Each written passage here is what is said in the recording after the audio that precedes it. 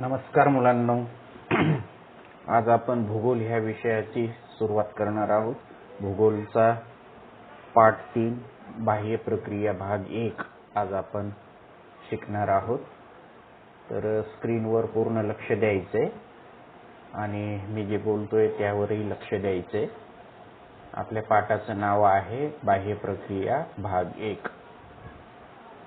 अंतर्गत हालचालींमुळे विविध भूरूप कशा पद्धतीने निर्माण होतात हे आपण या अगोदर समजून घेण्याचा प्रयत्न केलाय. भूपृष्ठावरील अनेक प्रक्रियामुळे भूरूपांची अशीच निर्मिती आणि ऱ्हास अव्याहतपणे होत असते.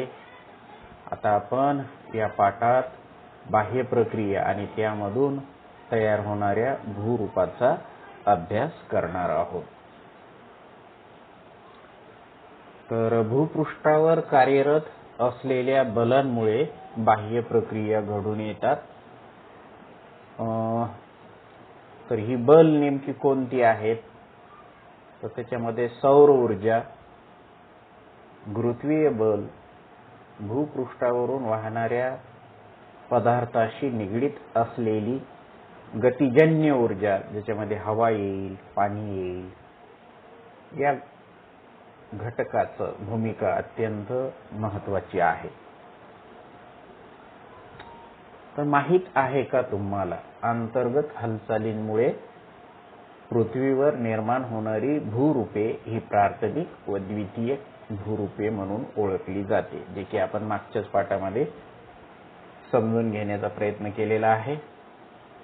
बाह्य प्रक्रियेतील विदारण, खनन, वहन, संचयन इत्यादींमुळे प्राथमिक व द्वितीयक भूरूपे त्यांच्यात बदल होऊन त्यापासून तृतीयक स्वरूपाची भूरूपे तयार होतात. उदाहरणार्थ वाळूच्या टेकड्या, त्रिभुज प्रदेश, यू आकाराची दरी इत्यादी. तर यातून आपण हे समजून घ्यायचंय की प्राथमिक आणि द्वितीयक भूरूपे कशाला म्हणतात आणि तृतीयक भूरूपे कशा पद्धतीने तयार होतात. खंड, पर्वत, पठार, मैदाने हे प्राथमिक आणि द्वितीयक भूरूपाची उदाहरणं आहेत. तर आताच आपण बोलल्याप्रमाणे विदारण, खनन, वहन, संचयन ह्या ज्या क्रिया घडत असतात, ह्या क्रियातून प्राथमिक आणि द्वितीयक स्वरूपाची जी भूरूपं असतात त्याचं तृतीयक स्वरूपाच्या भूरूपात रूपांतरण होत असतं. आणि म्हणून ह्या सगळ्या बाह्य प्रक्रिया आहेत: विदारण, खनन, वहन, संचयन. तर मैदानी प्रदेशातून वाऱ्याबरोबर वाहून आलेल्या, आता इथं वारा, गतीज ऊर्जा ज्याला आपण म्हणतो, त्याच्यात वारा, तर वाऱ्याबरोबर वाहून आलेल्या वाळूमुळे वाळूच्या टेकड्या किंवा मग नद्यांनी वाहून आणलेल्या गाळामुळे त्रिभुज प्रदेश, तसेच यू आकाराची दरी यासारखी तृतीयक भूरूप तयार होताना दिसतात. मैदानी प्रदेशातून वाऱ्याबरोबर वाहून आलेल्या वाळूमुळे जशा वाळूच्या टेकड्या तयार होतात, तशा नद्यांनी वाहून आणलेल्या गाळामुळे त्रिभुज किंवा यू आकाराचे प्रदेश, ज्याला आपण तृतीयक भूरूप म्हणतो. तर ह्या त्रिभुज प्रदेश आणि दुसरं यू आकाराची दरी हे भूरूपाचे प्रकार आहेत. तर अंतर्गत भू हालचालींमुळे तयार झालेल्या भूरूपावरून भूपृष्ठावरील ऊन, वारा, पाऊस यासारख्या बाह्य कारकांचा मारा होऊन त्यापासून तृतीयक भूरूपे तयार होतात. हे आपल्याला लक्षात घेतलं पाहिजे. तर प्रामुख्याने सौर ऊर्जा, गुरुत्वीय बल आणि भूपृष्ठावरून वाहणाऱ्या पदार्थाशी निगडीत असलेल्या गतिजन्य ऊर्जा यांची ह्या तृतीयक भूरूप तयार होण्यामध्ये महत्वाची भूमिका असते. भूपृष्ठावरून वाहणाऱ्या पदार्थांशी निगडीत गतिजन्य ऊर्जा म्हणजेच वाहते पाणी आणि वारा यांची गतिजन्य ऊर्जा होत. तर गतिजन्य ऊर्जाशी संबंधित गोष्टी आपण समजून घेण्याचा प्रयत्न केलाय. तर हे भूपृष्ठावरून वाहणाऱ्या पदार्थाशी निगडीत गतिजन्य ऊर्जा म्हणजे वाहते पाणी आणि वारा यांची गतिजन्य ऊर्जा होय. तर आपण बघतोय की तृतीयक स्वरूपाचे भूरूप बनण्यामध्ये गतिजन्य ऊर्जा काय भूमिका आहे, या गतिजन्य ऊर्जेमध्ये नेमक्या कोणकोणत्या गोष्टी येतात हे आपण समजून घेतोय.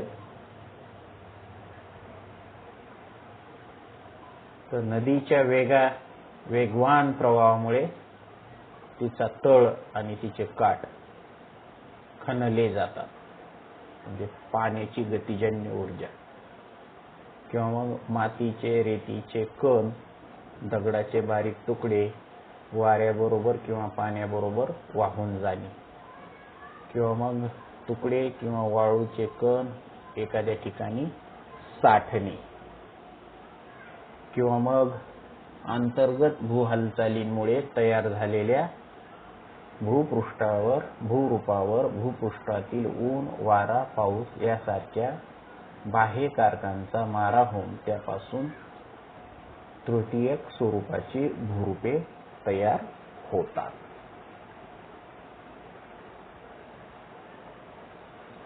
तर याचं आता आपण भौगोलिक स्पष्टीकरण समजून घेण्याचा प्रयत्न करू. खडक फुटणे, कमकुवत होणे ही नैसर्गिक प्रक्रिया आहे. तिला विदारण किंवा अपक्षय असे म्हणतात. तर विदारणामध्ये प्रमुख 3 प्रकार पडतात: कायिक विदारण, रासायनिक विदारण आणि जैविक विदारण. तर कोरड्या हवामानाच्या प्रदेशात हे कायिक विदारणाचा प्रभाव जास्त असतो, तर दमट हवामानाच्या प्रदेशात रासायनिक विदारण प्रामुख्यानं दिसतं. तर जैविक विदारण हे सजीवाकडून घडतं. तर ह्या गोष्टी आपण लक्षात घेतल्या पाहिजेत. कोरडं हवामान कायिक विदारण, दमट हवामान रासायनिक विदारण, जैविक विदारण सजीवांकडून.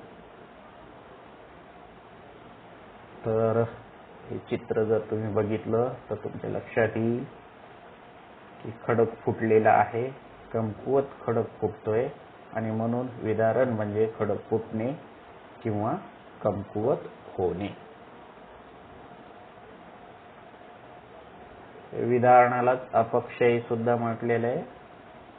तर आता आपल्याला विदारण किंवा अपक्षय म्हणजे काय कळले? खडक फुटणे किंवा खडकाची झीज होणे. यातूनच आपल्याला विदारणाचे 3 प्रकार कळले: कायिक विदारण, रासायनिक विदारण आणि जैविक विदारण.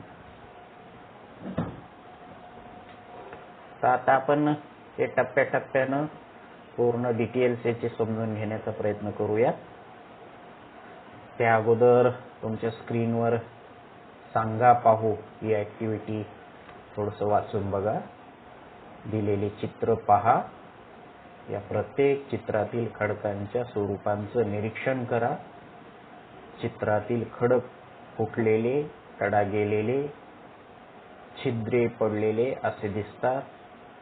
एका चित्रात शिल्प विद्रूप झालेलं दिसतं.